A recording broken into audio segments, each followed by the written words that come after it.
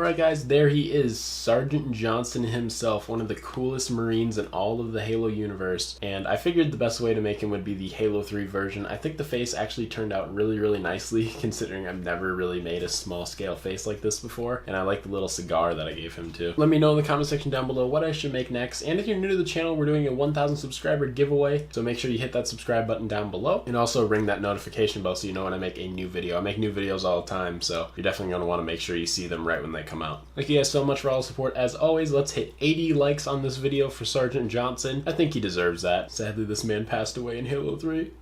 But yeah, so 80 likes would be absolutely great, guys. Thank you guys so much for all the support as always, and I'll see you all in the next video. Have a great rest of your day, night, or evening. Peace.